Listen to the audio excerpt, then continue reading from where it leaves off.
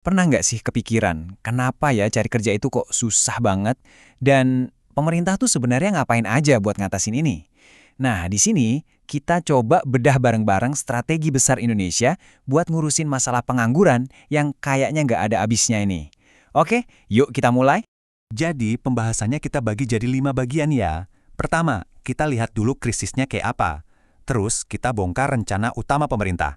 Abis itu, kita dalami soal pelatihan kerja.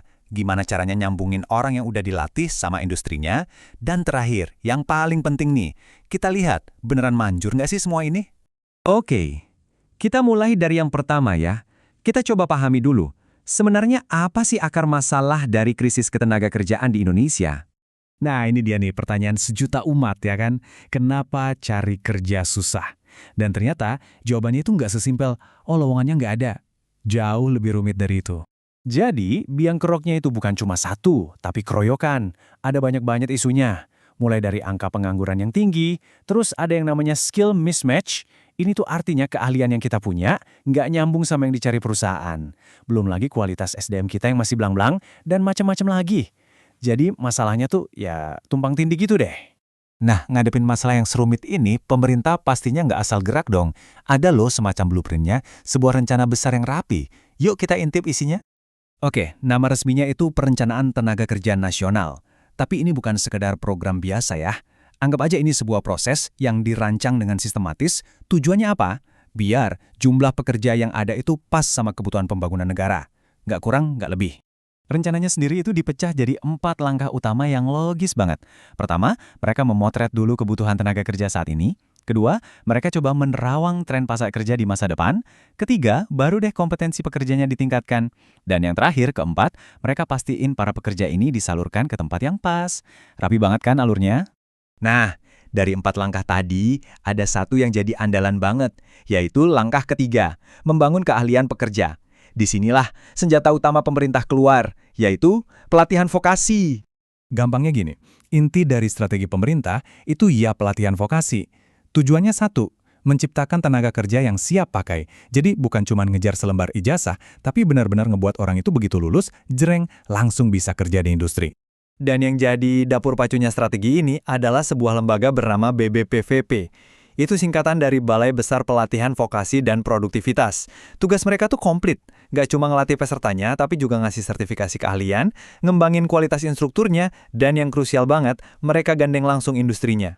Pelatihannya juga bukan yang ngawang-ngawang loh, ini benar-benar praktis dan spesifik banget sesuai kebutuhan industri. Contohnya nih, ada pelatihan programming buat yang mau ke dunia IT, ada mekanik buat otomotif, sampai pelayanan hotel buat pariwisata.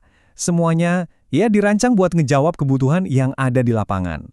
Oke, jadi orangnya udah punya keahlian nih. Terus gimana? Gimana caranya mastiin skill itu nyambung ke lowongan kerja? Nah, disinilah ada strategi jembatan dari pemerintah. Kita lihat ya. Konsepnya keren, namanya link and match. Gampangnya, ini soal nyambungin. Di satu sisi, ada dunia pendidikan yang memproduksi tenaga kerja. Di sisi lain, ada industri yang butuh mereka. Nah, link and match ini tugasnya jadi mak comblang. Mastiin apa yang diajarin di pelatihan itu persis seperti yang lagi dicari-cari sama perusahaan. Jadi nggak ada lagi tuh cerita, lulusan kami nggak sesuai kebutuhan. Selain lewat lembaga pelatihan, ada juga jalur lain, yaitu program Kartu Prakerja. Nah, ini pendekatannya agak beda. Kalau ini, pemerintah lebih memberdayakan orangnya langsung. Jadi, kita dikasih dana buat milih sendiri mau ikut pelatihan apa yang kita butuhin. Plus, ada sedikit insentif juga selama kita ikut pelatihan itu. Nah, sekarang kita sampai ke pertanyaan pamungkasnya. Dengan semua rencana dan program tadi, emangnya berhasil? Situasinya jadi lebih baik nggak? Yuk kita coba timbang-timbang bareng, lihat sisi suksesnya, tapi juga tantangannya yang masih ada. Kabar baiknya, ada tanda-tanda positif, indikator suksesnya kelihatan kok. Misalnya, angka pengangguran nasional mulai turun, terus lulusan pelatihan juga makin banyak yang langsung dapat kerja. Keahlian mereka juga makin klik sama yang dicari industri, dan muaranya ya diharapkan pendapatan mereka juga ikut naik. Tapi ya perjalanannya nggak mulus-mulus amat, masih banyak PR-nya, tantangannya gede.